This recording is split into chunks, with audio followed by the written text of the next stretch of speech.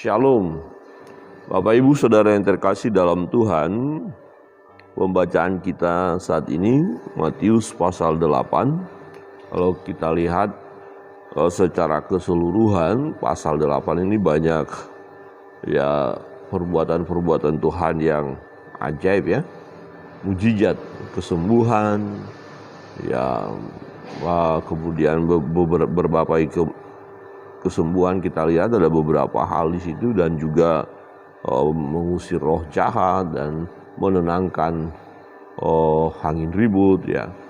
Dan ini menunjukkan perbuatan Allah yang dahsyat, yang luar biasa. Nah, salah satu yang mau kita renungkan adalah bagaimana Yesus menyembuhkan hamba seorang perwira di Kapernaum. Di pasal yang ke-8 Matius pasal 8 ayat 5, firman Tuhan berbunyi demikian. Ketika Yesus masuk ke Kapernaum, datanglah seorang perwira mendapatkan dia dan memohon kepadanya, "Tuan, hambaku terbaring di rumah karena sakit lumpuh dan ia sangat menderita." Yesus berkata kepadanya, "Aku akan datang menyembuhkannya." Tetapi jawab perwira itu kepadanya, "Tuan, aku tidak layak menerima Tuan di dalam rumahku. Katakan saja sepatah kata, maka hambaku itu akan sembuh. Sebab aku sendiri seorang bawahan, dan di bawahku ada pula prajurit.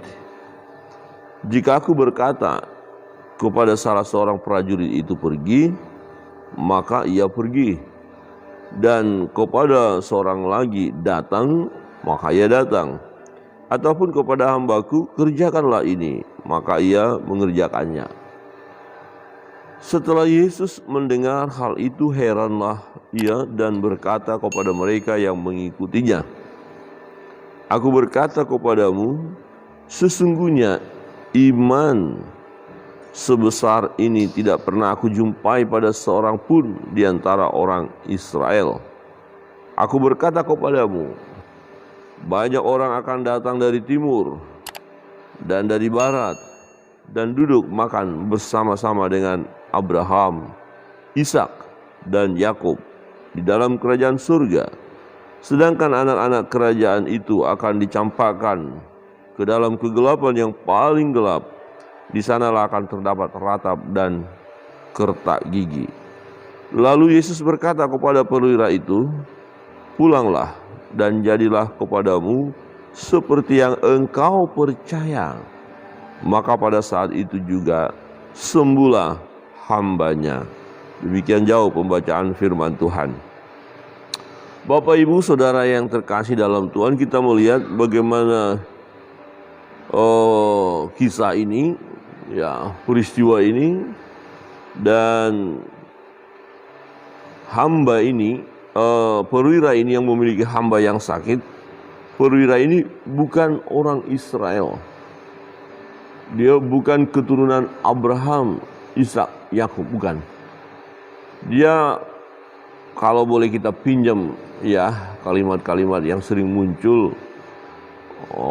dia orang kafir, kira-kira begitu ya. Ya, yang tidak percaya kepada Tuhan, ya, Tuhan Yesus ya. Tetapi lihat, ternyata sekalipun dia dari golongan atau keturunan bukan Israel, tetapi dia memiliki iman. Ya, dia memiliki iman. Dan ini menjadi satu kebanggaan daripada Tuhan Yesus kepada dia. Ada satu pujian yang luar biasa yang disampaikan oleh Yesus kepada pengikut-pengikutnya. Di ayat 10. Setelah Yesus mendengar hal itu, heranlah ia dan berkata kepada mereka yang mengikutinya, "Aku berkata kepadamu, sesungguhnya iman sebesar ini tidak pernah aku jumpai pada seorang pun di antara orang Israel." Jadi perwira ini memiliki iman yang besar, ya, iman yang mantap. Iman yang bagaimana maksudnya? Iman bagaimana dia pengenalannya akan Tuhan Yesus luar biasa. Dia mengerti siapa Tuhan. Dia tahu siapa Tuhan Yesus. Ya, dia mendengar tentang Yesus dan dia percaya kepada Yesus dan mempercayakan persoalannya kepada Yesus dan yakin tentang apa yang akan terjadi jikalau Yesus bertindak, semuanya akan jadi. Wah, ini luar biasa. Ya, itu sebabnya dia datang kepada Yesus ketika Yesus masuk ke Kapernaum, dikatakan. Yesus datang ke kotanya. Yesus datang ke daerahnya. Nah, kemudian datanglah seorang perwira mendapatkan dia dan memohon kepadanya. Mengapa perwira ini datang kepada Yesus? Ya, karena dia tahu siapa Yesus. Dia kenal siapa Yesus. Dia mendengar tentang berita tentang Yesus dan Yesus sanggup membuat mujizat. Yesus sanggup menyembuhkan. Ya, Yesus punya kuasa. Yesus punya otoritas yang dahsyat, yang luar biasa. Itu sebabnya dia datang kepada Yesus. Perwira ini datang kepada Yesus. Dia membawa pergumulannya. Bukan dia yang menderita, bukan dia yang sakit. Hambanya yang sakit, tapi hambanya yang sakit ini menjadi pergumulannya dia, menjadi beban dia. Ini luar biasa ya. Dia seorang perwira. Ya, dia punya hamba. Tetapi masih dia peduli kepada hambanya. Hambanya yang sakit. Ya, dia datang kepada Yesus. Perwira ini mendatangi Yesus tanpa keraguan. Dari mana kita tahu tanpa keraguan? Dari perkataannya, ya. Dari perkataannya bahwa Tuhan sanggup menyembuhkan hamba perwira ini, ya. Dia berkata kepada Yesus, "Tuhan, hambaku terbaring di rumah karena sakit lumpuh dan ia menderita." Ya, ini adalah pergumulan dari perwira ini. Bukan dia yang sakit, hambanya yang sakit, tapi itu menjadi pergumulan dia. Oh, ini yang menarik. Pertama kita melihat dari perwira ini, ya, dia menggumuli pergumulan orang lain, ya. Dia peduli kepada orang lain. Kalau kita melihat dia punya jabatan cukup tinggi, perwira, ya bisa saja dia ya membiarkan aja hamba itu. Ya, ini nggak terlalu bermanfaat bagi saya, nggak terlalu bisa buat apa-apa. Tetapi bukan itu yang dilakukan. Dia perhatikan hambanya. Dia ikut prihatin. Ya, penderitaan hambanya itu menjadi penderitaannya. Wah, ini menarik. Penderitaan orang lain menjadi penderitaan kita, ini sesuatu yang menarik loh. Sehingga kalau kita lihat orang menderita, kita ikut prihatin. Kita ikut memperhatikan mereka. Kita ikut merasakan, ya, empati dengan persoalannya, dengan dirinya. Dan kita tidak hanya melihat, tapi kita harus buat sesuatu supaya orang itu ya disembuhkan, supaya orang itu mengalami kelepasan dari beban pergumulannya. Dan itu yang dilakukan oleh perwira ini. Dan dia tahu ada satu pribadi yang sanggup menolong hambanya itu. Perwira itu datang, "Tuhan, hambaku terbaring." Nah, mengapa perwira ini datang kepada Yesus dengan membawa persoalan yang sedang digumulinya, yaitu hambanya yang sakit? Dia utarakan permohonannya kepada Tuhan. Dia sampaikan bebannya.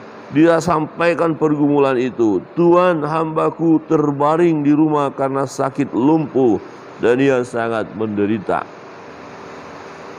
Saudara yang terkasih dalam Tuhan, ini teladan yang perlu kita lakukan. Kita bawa beban pergumulan kita kepada Tuhan. Oh, bukan kita yang sakit kan? Bukan kita yang menderita orang lain. Iya, kita ambil ya penderitaan orang lain itu, kita rasakan, kita bawa juga, karena kita mau supaya orang lain tidak menderita, tertolong dia. Kita bawa persoalan orang-orang itu kepada Tuhan, menjadi beban kita. "Tuhan, ini persoalan yang sedang kuhadapi. Saudara saya, teman saya, sahabat saya, tetangga saya, ya, rekan sekerja saya sedang bergumul. Tuhan, tolonglah, Engkau sanggup memberikan jalan keluar terhadap pergumulan mereka." Woi, menarik. Dan ini satu hal yang perlu kita contoh ya. Kita perlu menggumuli pergumulan orang lain. Dan Yesus berkata di ayat 7, Aku akan datang menyembuhkannya. Nah, di sini kita melihat bagaimana iman daripada perwira ini luar biasa. Ya. Dia tidak berkata, oh ya terima kasih, saya tunggu ya. Yesus saya tunggu, tidak. Tapi dia berkata, ayat 8, tetapi jawab perwira itu kepadanya, Tuhan, aku tidak layak menerima Tuhan di dalam rumahku. Katakan saja sepatah kata, maka hambaku itu akan sembuh. Disinilah kita melihat bahwa pengenalan akan perwira ini kepada Yesus ini luar biasa. Dia lihat, dia tahu siapa Yesus. Yesus ngomong satu kata aja pasti jadi. Berarti siapa Yesus? Yesus adalah Tuhan yang berkuasa. Perkataannya iya dan amin. Enggak usah, Tuhan tidak usah datang ke rumahku. Dari tempat ini engkau berkata sembuh, pasti sembuh. Mengapa perwira ini berkata seperti itu? Lihat dari segi kedudukan, dari segi power, kuasa. Dia ngerti siapa Yesus. Dia bandingkan dengan dirinya sebagai perwira. Di ayat 9, sebab aku sendiri seorang bawahan, dan di bawahku ada pula prajurit. Jika aku berkata kepada salah seorang prajurit itu pergi, maka ia pergi. Dan kepada seorang lagi datang, maka ia datang. Ataupun kepada hambaku, kerjakanlah ini, maka ia mengerjakannya. Perwira melihat bagaimana dia sebagai militer. Ia ada pimpinannya. Kalau pimpinannya bicara, memerintahkan sesuatu, dia pasti melakukannya. Dia tahu ada power yang di atas, dia akan lakukan. Sebagai perwira dia punya bawahan juga. Kalau dia ngomong kepada bawahan, lakukan itu, pasti dilakukan. Kepada bawahan yang satu pergi ke sana, pasti pergi. Kepada bawahan yang lain, mari datang, akan datang. Jadi kata-katanya punya kuasa. Dan inilah yang dia lihat di dalam Yesus. Yesus, engkau Tuhan, engkau berkuasa. Kata-kata yang engkau katakan iya dan amin, pasti terjadi. Jadi kalau Tuhan katakan, saat ini hambamu sembuh, pastilah sembuh. Wow, ini luar biasa. Artinya begini, ketika kita berdoa kepada Tuhan, ya prakteknya, kita bergumul dan kita berdoa kepada Tuhan, adakah kita melihat Tuhan yang berkuasa, yang mendengar doa kita? Dan ketika Tuhan berkata, aku sembuhkan, kita percayakah bahwa kita akan sembuh? Aku bebaskan kau dari persoalan itu, aku berikan jalan keluar atas pergumulanmu. Adakah kita percaya? Di sini seringkali terjadi keraguan-raguan kita. Waktu kita sakit, kita berdoa, Tuhan sembuhkan aku. Kemudian kita berpikir, Tuhan sembuhkan enggak ya? Mudah-mudahan deh Tuhan sembuhkan. Bukan begitu. Tuhan mendengar doa kita. Ketika kita minta Tuhan menyembuhkan aku, kita punya keyakinan bahwa Tuhan menyembuhkan. Jadilah sesuai dengan iman kita. Sembuh. Wah, ini yang dimiliki oleh perwira ini. Dan menarik, Tuhan Yesus katakan, tidak ada iman seperti ini di antara orang Israel. Ini satu teguran juga kepada orang-orang yang mengikuti Yesus. Kira-kira begini, kalian lihat gak sih? Kalian kan sebagai keturunan Abraham, Ishak, Yakub, kalian kan umat pilihan Allah, kalian kan juga bersama dengan aku. Tapi yang punya iman yang besar itu, ini loh perwira ini, yang bukan orang Israel ini. Dan menarik juga di sini kita lihat bahwa Yesus ya membukakan ini, kesempatan ini salah satu yang dibukakan, salah satu tempat atau rahasia yang dibukakan oleh Yesus, bahwa yang akan datang kepada Allah ya bukan hanya keturunan Abraham, Ishak dan Yakub. Justru keturunan Abraham, Ishak dan Yakub itu ya dikecam oleh Yesus karena tidak memiliki iman. Di ayat 11 berkata begini, Aku berkata kepadamu, banyak orang akan datang dari timur, dan barat dan duduk makan bersama-sama dengan Abraham, Ishak dan Yakub di dalam kerajaan surga. Sedangkan anak-anak kerajaan itu akan dicampakkan ke dalam kegelapan yang paling gelap. Di sanalah akan terdapat ratap dan kertak gigi. Ya, Tuhan mau berkata, kalian kalau mengaku-ngaku keturunan Abraham tapi nggak punya iman, sama saja lewat, akan dicampakkan. Tapi orang ini yang bukan keturunan Abraham, dia punya iman. Dan Tuhan bilang, belum aku pernah lihat iman seperti ini. Wow, menjadi satu kebanggaan. Jadi iman yang teguh, iman yang kokoh, permohonan orang yang memiliki iman itu akan terkabulkan. Itu sebabnya di ayat 13, lalu Yesus berkata kepada perwira itu, pulanglah dan jadilah kepadamu seperti yang engkau percaya. Jadilah kepadamu seperti yang engkau percaya. Apakah perwira itu percaya? Iya. Ketika Yesus berkata, jadilah seperti yang engkau percaya, apa yang dia percaya? Dia percaya bahwa hambanya sembuh. Dia percaya apa yang dikatakan oleh Yesus pasti terjadi. Tetapi di sini kita lihat Yesus tidak berkata, oh dia sudah sembuh sekarang. Tidak, jadilah sesuai dengan imanmu. Jadi dikembalikan, kamu percaya enggak? Dan ternyata perwira itu percaya. Maka apa? Maka pada saat itu juga sembuhlah hambanya. Mengapa hambanya ini sembuh? Karena perwira itu percaya. Jadilah sesuai dengan percayamu. Jadilah sesuai dengan imanmu. Bapak Ibu Saudara yang terkasih dalam Tuhan, dalam perjalanan hidup kita sebagai anak-anak Tuhan, sebagai orang percaya, kadang-kadang iman kita itu ya tidak selalu stabil. Kadang mulai goncang, mulai ragu kepada Tuhan. Secara khusus ketika kita menghadapi berbagai persoalan, berbagai kesulitan, berbagai penderitaan, kita mulai meragukan, Tuhan sanggup enggak ya Tuhan menolong saya? Apakah beban pergumulan ini akan bisa saya hadapi dan akan ada jalan keluarnya?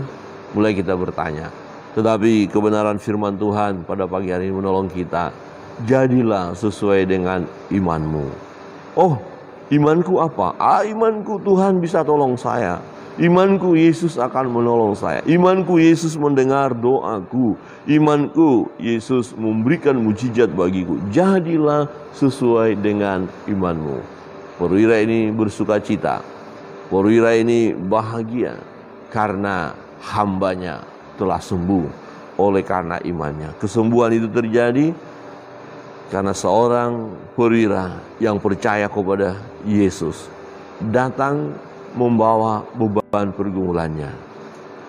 Saudara, ini teladan yang perlu kita praktekkan. Mari datang kepada Tuhan membawa segala beban pergumulan kita.